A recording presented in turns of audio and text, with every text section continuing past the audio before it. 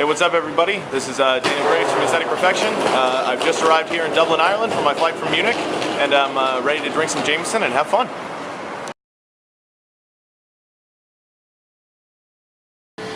Why do I make music? I guess the only answer that I have is that it gives my life meaning, and it's really the only thing that I'm good at, or at least I hope that I'm good at.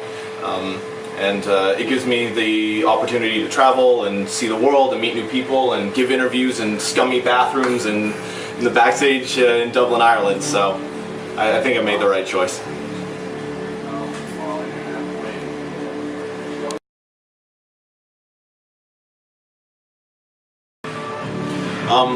I started working on All Beauty Destroyed about 3 years ago. That was when I first kind of started drawing up ideas and thinking of themes and things like that.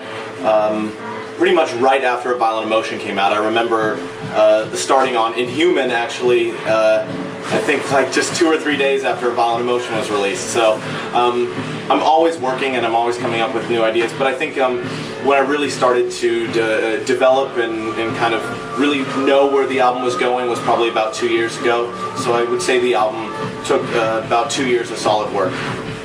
How I finish a song, how I begin something, take it to the end, it's like I just kind of come up with a riff or a melody or something or a lyrical line. It's never anything, I have no plan, I just kind of go with it. So maybe I come up with a good melody and then I pull the song out from that. Maybe the melody makes me remember something or have feelings or whatever, and it's always this kind of like organic evolution of one single idea, but it just always kind of grows and expands from there.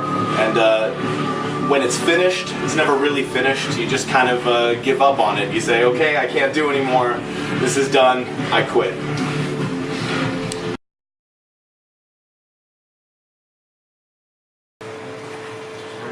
What do I prefer more, being a support band or being a headliner? I don't really know. We haven't been a headliner very much. I think this is like our first real headlining tour in Europe. We did a headlining tour earlier this year with Faderhead in the US. I think both have pros and cons. I mean, when you're supporting a larger band, of course, you have like a built-in audience, and you know, you get to kind of take advantage of all the benefits like a tour bus and awesome catering and all this kind of stuff, which is really, really cool. But you know, in the end, you're not there to give your show. It's, you know, it's another band's show, and you know, you go out on stage and you do the best that you can in 20 minutes, but you don't really get to expand it any more than that. And so what we've kind of discovered this year is the kind of show that we want to give people, and that's our show. So it's roughing it. As you can see, we're in a bathroom again. You know, it's not easy. It's never easy going it on your own. You know, but I think we really enjoy the challenge, and doing it this way is a lot of fun. And yeah, like I said, it's challenging and we enjoy it.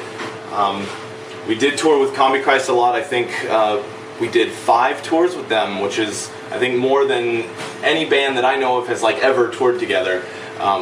Yeah, I mean, after the first one, we all just kind of became like family, and you know, we like each other's music, but I think we just kept touring over and over again because we became such good friends. Crazy stories, there's so many, but I guess probably the one that sticks out in my mind is on our US tour that we did with them back in 2009. We were on our last show, and kind of the idea for the last show, the tour, is that you kind of fuck with each other, you play pranks on one another. And so I had this idea where I got one of the guys in the band, and I believed that I had tricked him into thinking that a girl was coming to see him, and I spent a couple of weeks making him believe, okay, this girl's coming, she's really, really good looking, and she's here for you, and blah blah blah, and I got dressed up like a girl, and I was gonna surprise him right before they went on stage. And so my idea was, okay, he's gonna think this girl is coming, and then I'm gonna show up dressed in drag, and it's gonna be so awesome. He's gonna think it's gonna totally mess him up. And I made the mistake of telling one of the other members in Combichrist, hoping that I would get get some help from them in this, but they ratted me out. They told each other, and so just before they go on stage, like I show up in full drag gear, makeup, and Combi Christ panties, like, hey, I'm here for you.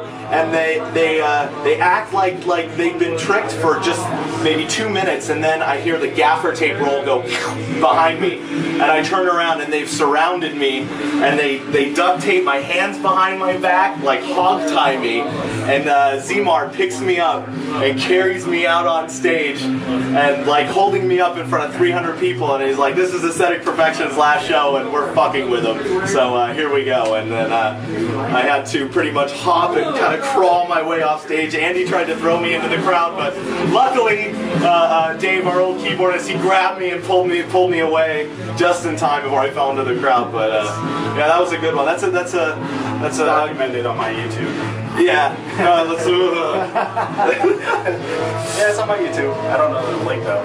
Yeah, it's there. You can find it. If you look hard enough, you can find it on YouTube. But that's a classic example of a tour prank backfiring. So be careful.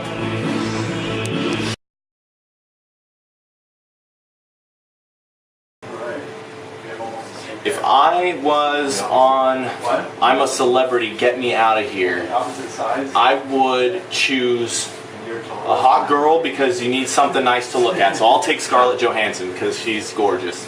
I want someone really, really strong, you know, who can do a lot of heavy lifting. So I guess I'll take, I would want to say Schwarzenegger, but he's old. So and Stallone is also old. Yeah, I'll take The Rock. The Rock. The Rock. I was gonna say that. I'll take The Rock.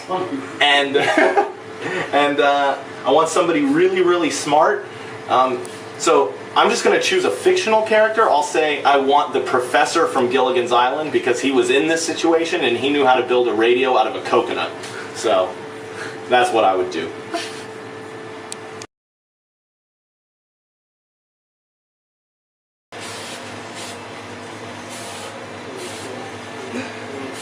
This is real life for us every day.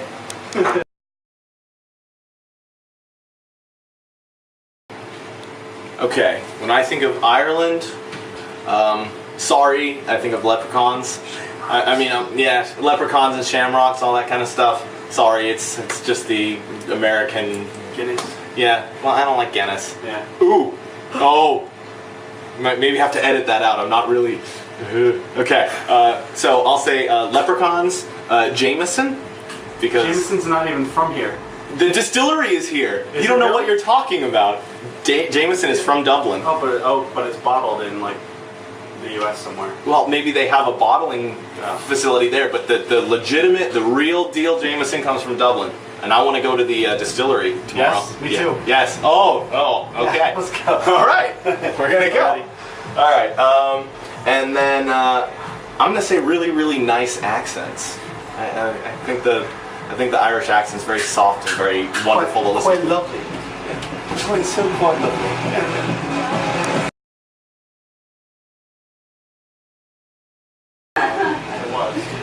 My famous last words for today would be that it's early and I've already started drinking. This is vodka and sugar-free Red Bull in a coffee cup. It's real life. Thank you.